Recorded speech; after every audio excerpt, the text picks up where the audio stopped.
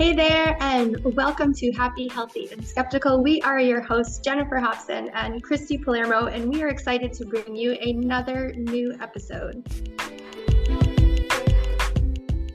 Okay, Christy, so I think this is something we all deal with every single day, especially as entrepreneurs and people that dream really, really big, right? The people that have really big goals and want to do scary things. So my question for you as we get started is, even when, you have all the things aligned, your calendar, we've talked about all these subjects, right? The calendar, your why, your vision, and all the energy it's really in the right place for you.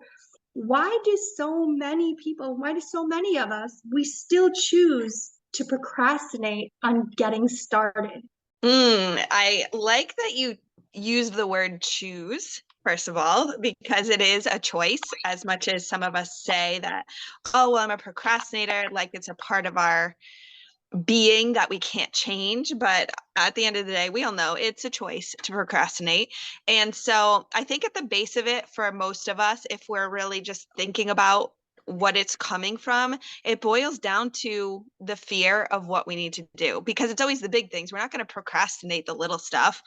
And I mean, yes, we procrastinate cleaning and stuff like that too, but that's, usually a different story. But when it comes to like our big goals, the big things, I think it really comes down to the fear behind it. Not just the fear of failure, but the fear of the success of it too, like the unknown, because if you're taking steps towards something pretty major, like your life can change into something different than what it is right now. You're growing into a different person. You're creating new relationships. You're building a new business. You're getting healthier into a version of yourself that you haven't seen yet. I think a lot of the fear of success is there too. But then of course the fear of failure and what we think is going to happen. And what's funny is like none of us are, reading the future. Most of us aren't. I mean, maybe there's some people that can I'm just kidding. See the future. But none of us know the future. So we don't know what it's going to be. So we create these images in our heads of what we think is going to go wrong. And 99.9% of the time, that thing is not going to happen. It's just an image in our head, and we're trying to predict of how it's going to turn out. But it's usually not the case. And at the same time, I've heard this before where, okay, maybe somebody's like, well, I'm a realist. I'm thinking of the realistic things that could happen. But it's like, okay, well, it's a 50-50 chance of something going wrong and something going right. So if you look at it that way, it's like you have just as much of a chance of something good coming out of it. So why rely on or keep focusing on all the bad that's going to come out of it? So taking the leap into just taking the steps. So I mean, I'm digging deep into like, this might just be to sit down and get your work done for the day, which might seem like such a simple thing, but at the base of it, this is the base that's making us procrastinate and not do the things we need to do, the small little things that turn into the big things. I like that. You hit a lot of different points, right? So I want to comment on each of them. And I think the first one that you said is, it's the story of who I am. And I can absolutely relate to that. I almost my entire life, I have identified as a procrastinator, right? I am the person that will wait till last minute, and I will think it's probably because of things that have happened. There have been times where I've actually procrastinated, did something at the last minute, and actually got awarded for my work. And I think that reinforced the idea of, well, you do your best work under pressure, right? So many of us do. And I think there is something to say about that. We live off that kind of high, right? Like it's so exciting that if I don't get this done, but you know what? That also over time can be exhausting. It can be draining, it can be exhausting, it loses its luster, I think, over time. And working on the idea of do I always have to procrastinate for that high, or is there a deeper reason? And I think what you mentioned is fear. We've talked about fear in depth before, and if you haven't listened to it, go back to our episode about fear.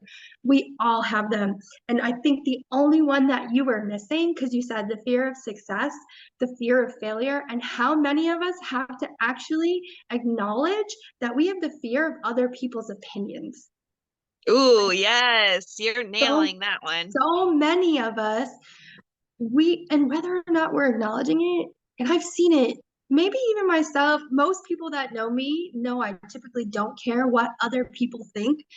However, it doesn't mean that everything I do, I don't care. You want positive reinforcement, right? I don't want everybody to hate everything that I do and they just think I'm crazy and now I have no community or relationship. That's not what I want either, right? So it's this fear of success, fear of failure, and the fear of other people's opinions. And I think it's time to, if you're really feeling that way, or if you're not actually acknowledging why you're procrastinating, journal. And it's me coming from me. Chrissy is usually the one saying to journal, but you need to journal it out. Why are you afraid of doing these things? And is it the fear of success? I think Chrissy and I have both experienced that being in the top 2% of a network marketing company, right? You start to go down that, well, what happens when I make that much money? What happens when I have to lead that many people? And what happens when, and what happens, and what happens, and what happens? How about right now? Take the first step. I think so many of us have gotten in our own way going, but what happens if I do succeed? Well, try it out. Maybe you'll actually like succeeding, right? It's a lot better than, you know, I mean, failure always has a place, right? I learned from a lot of failures, but I also think succeeding is a lot more fun than failing. I'll just say it, right? I And then, agree. right? It's a lot more fun. And then the other thing that you said that I absolutely agree with, it's this idea of most of the things that we worry about don't actually come true. And I don't know where I heard this, if someone had shared it with me, and it's important to me because I tend to be a warrior, right? People that tend to have a little bit of anxiety in their lives, we are expert warriors. We worry about all the things that could happen. And I think I've done a lot of work on that. But think about this. When you worry about something, you're giving it energy twice because you're giving it energy before it even happens. And then if it does happen, now you're giving it all the negative energy again. And you might be worrying about something once that you didn't even need to give energy because it didn't happen at all, just like you said, right? We're giving energy to these things that don't actually exist. And I truly believe, what we put out into the universe comes back. So guess what? You spend a lot of time thinking and worrying about something, you're probably making it more likely to happen. If you're not focusing on the vision and the why of the good that you want to bring into your life, like what you do, what you attract matters. And I even think that comes into ideas with procrastination. The longer I procrastinate at building my business bigger, the more likely I am to fail. So am I making my own future? Right? I'm afraid of failure. That's why I'm procrastinating. No. You're failing because you're procrastinating. It's that idea of we are creating our own future, whether or not we acknowledge it. So are you procrastinating and that's why you're failing, or were you going to fail anyway? Were you trying to divine intervention it? Like, stop making that your story. And I've done it too. Like, stop making that your story. And I will say, you said the word realist. I have my hand over my heart. I'm a recovering realist. Okay. I was thinking of you as I said it. I knew you were. I knew you were. Yes, I am a recovering realist. And I think some people, usually the people that like numbers, right? Concrete things, even though you can make numbers say whatever you want. Even if you are a very black and white person, it's not always reality. You get to create your reality. Yes, things happen, life happens for you. Shitty things happen. That is reality. But it's what you choose to do with them and what you choose your story to be that makes you who you are. And that can evolve over time. And I would say, yes, I am still a procrastinator at times. However, I'm able to identify and go, okay, why am I procrastinating? Does this serve me? Or sometimes not even taking the time to figure out why I'm procrastinating, procrastinating. I'm not even saying it right. Procrastinating and taking the first step. Don't worry about the 10th step from now. Like the first step, it's just like when you start going back to the gym, right? We've all done this. There's all been a time in our life where we've gone back to the gym, or we started our nutrition, our clean nutrition eating again, or we started walking again, right? And what was the hardest part? It actually wasn't day 2, wasn't day 3. It was literally day 1. Getting up, packing your bag, and going to the gym, or whatever it is that you've started again.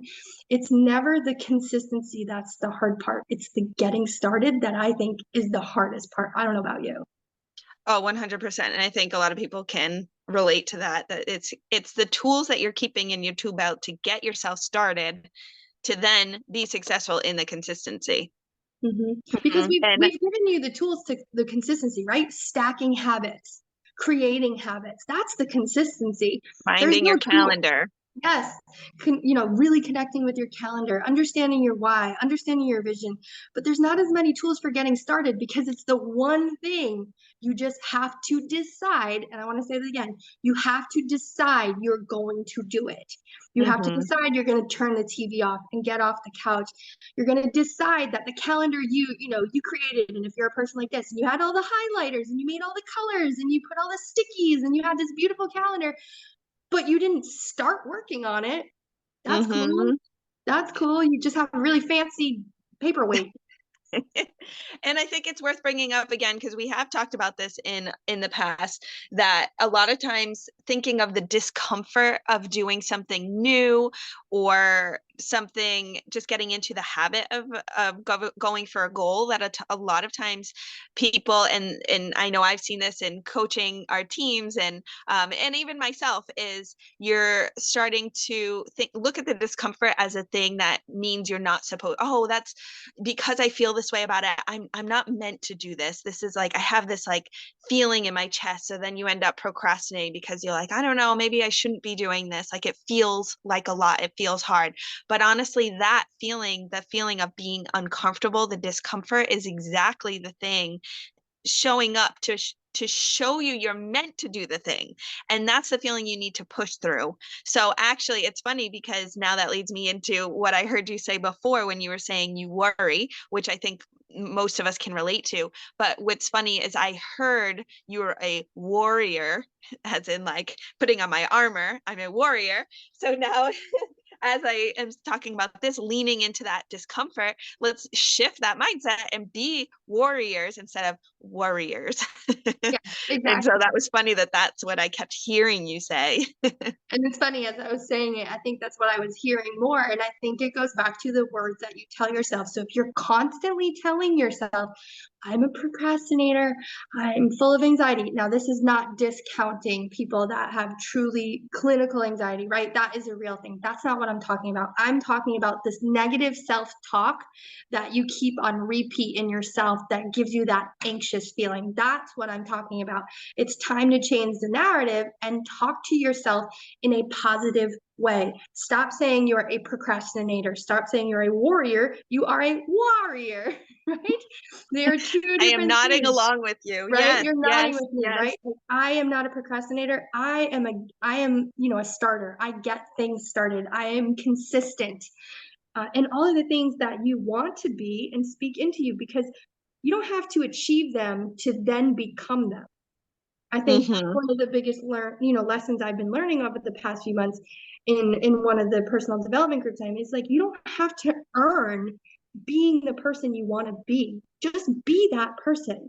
Have the attributes, have the habits, get up and be that person versus going, oh, well, once I do this, once I hit Mm-hmm. this goal, once I meet this person, once I move to a different place, then I'll be that person. And again, No, it's deciding. Yes, it's yes, choosing to be yes. that person. Mm-hmm. Embody that version of you now and see what happens. And I think that's the biggest thing. I mean, procrastination, because it's been so rooted, like I told you, I've almost been rewarded many times Oh for yeah, procrastinating. same. And I give myself credit for being like, oh, well, I work so well under pressure. Let me put myself under that pressure. But, we can also really thrive when you have more time. Yeah.